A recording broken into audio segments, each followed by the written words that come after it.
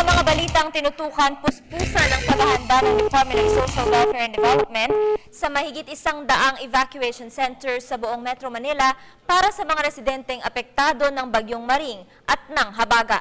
Para sa detalye, balitaan mo kami, Noel Perfecto.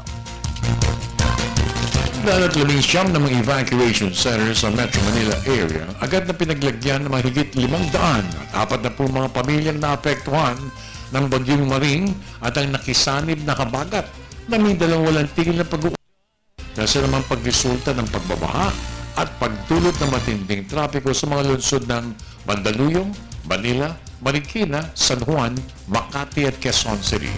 Ayon kay DSWD Secretary Dinky Suliman, pati ang mga karating na bayan sa Cavite at sa Laguna ay kanilang binabantayan rin matapos na may ulat na biglang tumaas ang tubig baha doon. Nagsusuporta kami at nagdadagdag tulong sa mga evacuation centers dito sa Kalakhang, Maynila.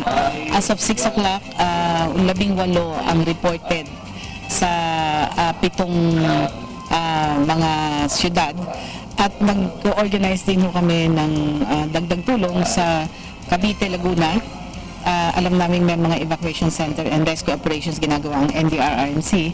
At meron din po tayong patuloy na tulong sa mga apektado ng labuyo.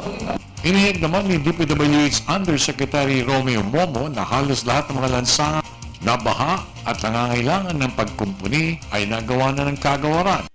Pagsasaayos ng mga flood control personnel ng DPWH ay walang tigil din sa pagtanggal ng mga bara sa mga inlets at outlets sa lansangan.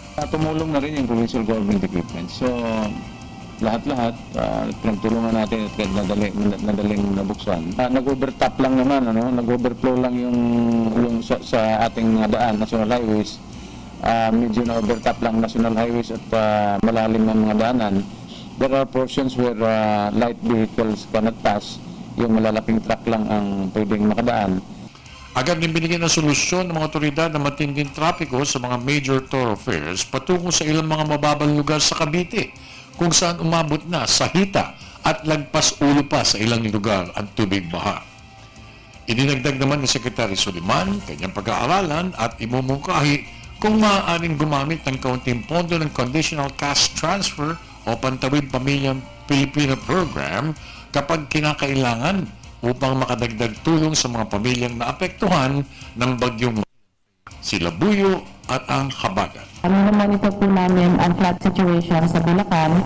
Yung pong mga naapektuhan ng Labuyo sa Zambales, Bataan at Aurora, yung mga evacuation centers pa rin yung nakatayo. I think 21 yung huli kong nakita ngayong umaga, sapagkat yung mga totally damaged houses ay hindi pa po sila nakakabalik. Yung Labuyo po, ang aming naibigay na out of the 160 million ay nasa level na po ng 20 or 21 million po.